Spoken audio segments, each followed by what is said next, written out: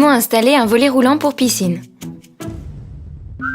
De manière à éviter les accidents, en particulier avec les enfants, la loi impose aux propriétaires de piscines depuis janvier 2004 la mise en place d'un dispositif de sécurité. Le volet de sécurité, qu'il soit hors sol ou immergé, s'il se conforme aux exigences de la norme AFNOR, est un moyen à la fois efficace et esthétique pour sécuriser votre bassin. D'ailleurs, son installation n'est pas d'un grand niveau de difficulté. Conseil de pro. Pour des raisons pratiques, nous vous recommandons d'être 2 personnes au minimum pour installer votre volet. Par ailleurs, afin d'éviter toute détérioration de la peinture des pieds du volet, nous vous conseillons également de n'enlever le film plastique de protection qu'à la fin de votre installation.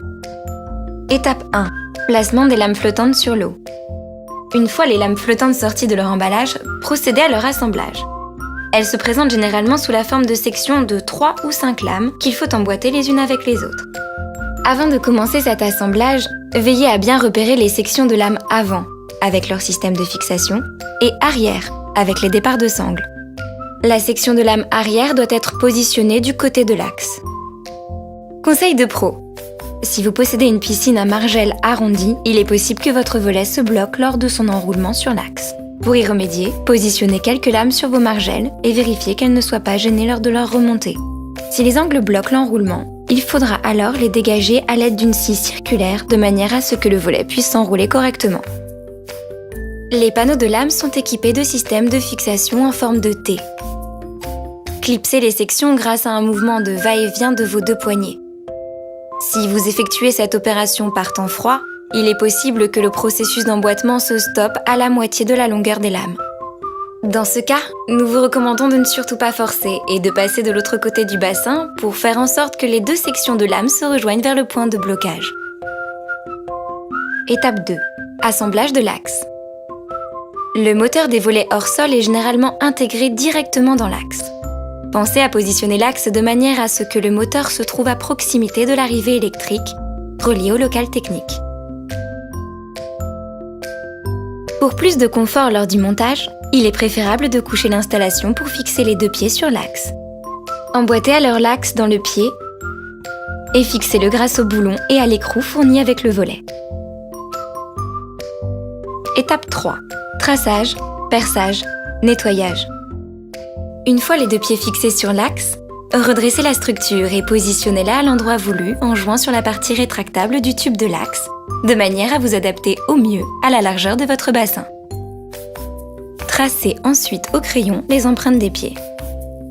Une fois cette étape terminée, recouchez l'axe et placez-le à une distance suffisante pour éviter les projections lors du perçage. Grâce à un patron fourni dans l'emballage du volet, vous pouvez dessiner au crayon l'emplacement exact des trous. Retirez ensuite le patron avant de percer.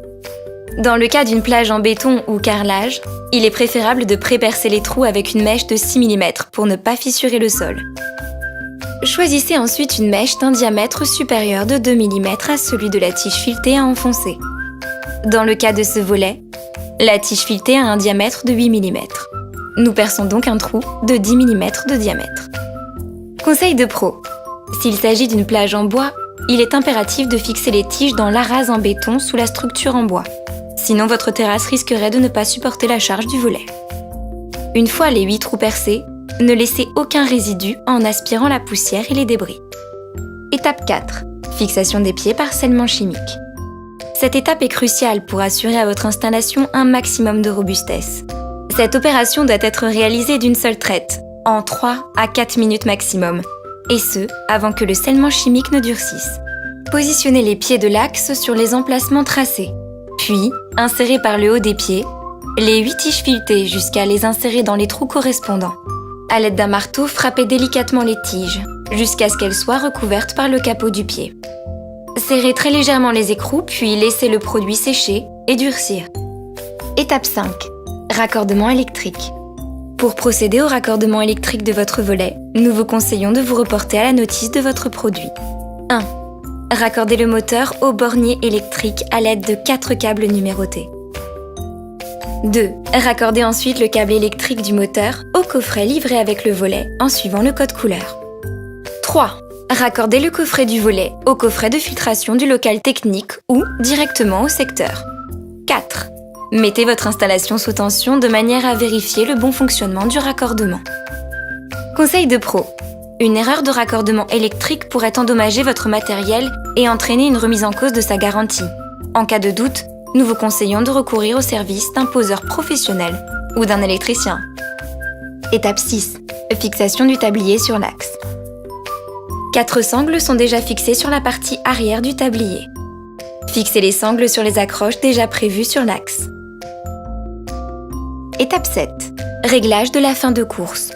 La fin de course est le procédé qui permet au volet de s'arrêter automatiquement lors de son ouverture ou de sa fermeture. Il existe 2 types de fin de course, mécanique ou électronique.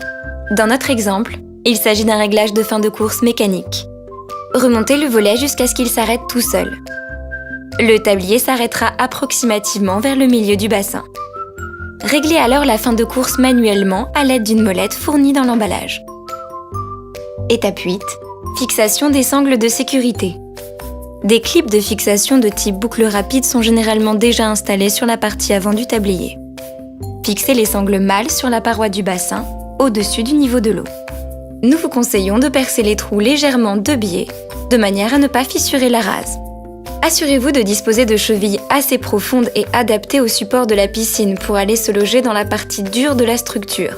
Polystyrène, acier, bois, béton. Votre bassin est dorénavant sécurisé, même si la présence d'un adulte reste malgré tout indispensable pour veiller à la sécurité des plus jeunes.